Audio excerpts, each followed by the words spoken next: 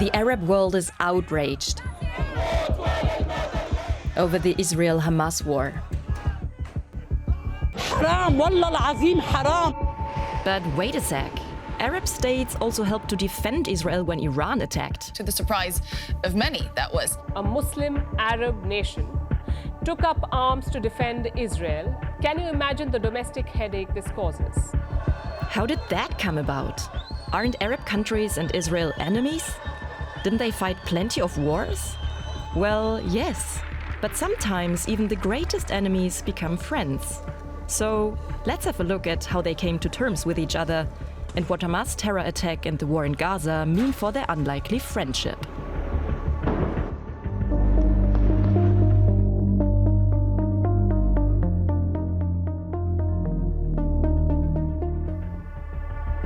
Burning flags and slogans against Israel have been common on the streets of Arab countries for decades. To understand what's going on today, we have to go way back. From the get-go, Palestinians and Arab states were against the creation of the State of Israel as proposed in the UN partition plan. In 1947, all Arab member states of the UN, and a few others marked red here, voted against the plan. After the Holocaust, many more Jewish people came to settle in Palestine. The formation of Israel was supposed to serve as a safe haven for Jews. When Ben-Gurion declared Israeli independence in 1948, 5 Arab countries invaded it, with the support of 2 more. Israel won the war. The result was the Nakba, Arabic for catastrophe, in which some 700,000 Palestinians were expelled or forced to flee. Many went to Arab states such as Jordan, Lebanon, and Syria. Until today, the Palestinians' plight is the stumbling block for peace in the region. For people, it's a little bit hard to accept Israel. Rama Jarmakani is a journalist at DW.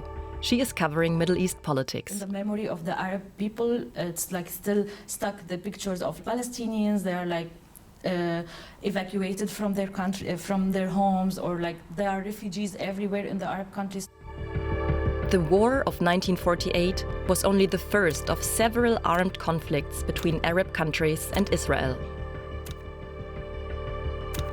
The countries stood by the policy of 3 no's: no peace deals, no negotiations, and no recognition of Israel as a state. So Israel wasn't even depicted on many official Arab maps. It's all Palestine here. Dealing with Israel was unthinkable for Arab leaders. But today, things look a bit different. We'll get to that. For most Arab people, the sentiment vis-à-vis Israel did not change over the years. There is still a lot of criticism and hatred towards Israel, and sometimes also anti-Semitic attitudes, like these protesters calling for a curse upon the Jews as a whole. I think the Arab street opinion is very unanimous on Israel. Hassan al-Hassan is an expert in foreign policy in the Gulf region. He used to work for the Crown Prince of Bahrain as an advisor on foreign policy and national security. It sees with a very great deal of sympathy the Palestinian cause. It sees Israel as the most significant threat, as really the public enemy #1. In poll after poll, most Arabs opposed recognizing Israel and normalizing relations with it. And this animosity is only getting bigger, with tens of thousands of Palestinians killed and displaced in the Gaza war. But that's not the full picture. Arab states often have, beyond domestic opinion, other calculations at play. So they're also worried about security and geopolitics and their relations with the United States and how to confront Iran. And that's why today, the map of the region is much more nuanced. These are the Arab countries that have official relations with Israel, including the Palestinian Authority in the West Bank. And these countries have informal ties to Israel, or at least had some sort of ties before the latest Gaza war. So how did we get from this to this? Why did some Arab countries decide to shift their stances? Let's start with 2 neighboring countries, Egypt and Jordan. They were the first to sign peace treaties with Israel. But back to history. After the first Arab-Israeli war, Egypt occupied the Gaza Strip, Jordan gained control over the West Bank, later annexing it. But in 1967, Israel drove them out. It now occupied the West Bank and Gaza, the Golan Heights and Egypt's Sinai Peninsula. Sinai was important for Egypt to stay in control of the Suez Canal, one of the world's most important trade routes. In that time also Egypt was suffering economically, and a lot of countries promised, especially the US promises Sadat to give him aid, and he needed that because in that time he really was in a very bad situation. And Egypt's President Anwar Sadat got this help from the US for the price of making peace with Israel. As we'll see throughout this story, this is not the only time the US got an Arab country and Israel to one table. The Camp David Accords resulted in peace agreements between Egypt and Israel. Israel left Sinai. Egypt sent an ambassador to Tel Aviv. After the treaty, Egypt was excluded from the Arab League for years. And Egypt's President Sadat was assassinated by fundamentalist militants. But even so, Camp David set a process in motion. Arab-Israeli normalization brokered by the United States, Israel's most important ally. That was also the case for the agreement with Jordan. The kingdom had long held back from inking a deal with Israel ahead of a potential accord between Israel and the Palestinians, more than 1 million of whom then lived in Jordan, many in refugee camps. But when even the Palestine Liberation Organization recognized Israel, Jordan's king felt the road was open for ending the state of war with Israel. His hopes, economic fruits of trading with Israel, and support from the US. There were peace treaties in the strict sense because those countries had actually been at war with Israel. Today, both countries import gas that Israel drills offshore. And Jordan depends on water imports from Israel. But the countries are far from being closely intertwined. Now, peace between the nations is at risk, especially for Egypt, as the war in Gaza is happening right at its doorstep.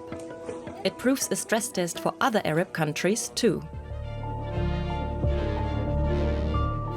In 2020, two more countries, the United Arab Emirates and Bahrain, joined the club by signing the Abraham Accords.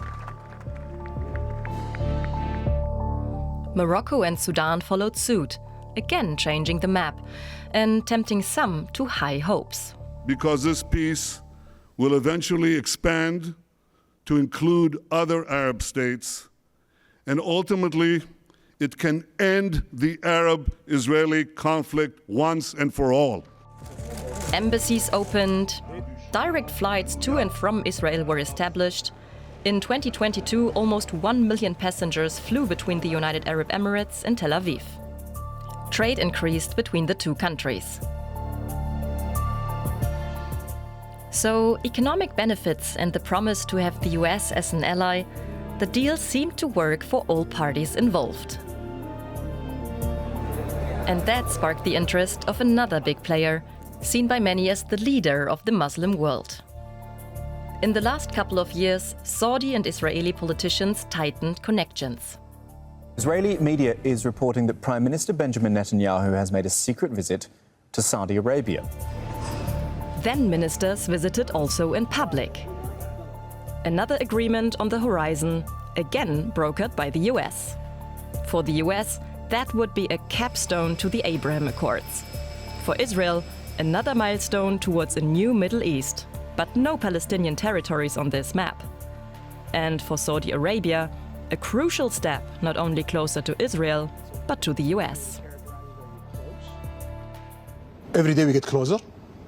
It seems it's for the first time a real one, serious. We're gonna see how it goes. But Crown Prince Mohammed bin Salman doesn't play the game of normalization for free. He wants a binding defense agreement with the US, access to US technology, and a civil nuclear energy program. The Saudis have essentially a list of things that they want in return for normalizing relations with Israel. But at the same time, the Saudis have put in place very clearly the condition that any move towards normalization would have to include irreversible progress or an irreversible pathway towards a Palestinian state. But then on October 7th, 2023, Hamas attacked Israel. Israel invaded Gaza. And this put everything on hold.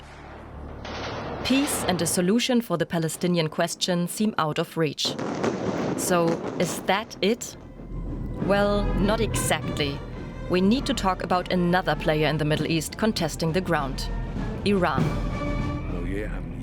The leaders of the Islamic Republic have threatened for decades to erase Israel from the map of the region. It menaces Israel with its drones, missiles, and its nuclear enrichment program. And that scares Arab countries too. They believe that Iran wants to dominate the Middle East, as it supports armed groups all over the region.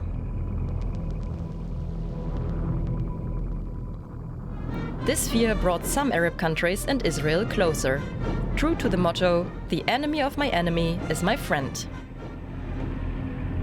And it made them look for strong allies, such as the US, which has deployed more than 30,000 troops in the Middle East. On April 13th, Iran attacked Israel to retaliate for an Israeli airstrike on its embassy in Syria. It launched more than 300 drones and missiles, supported by its proxies in the region.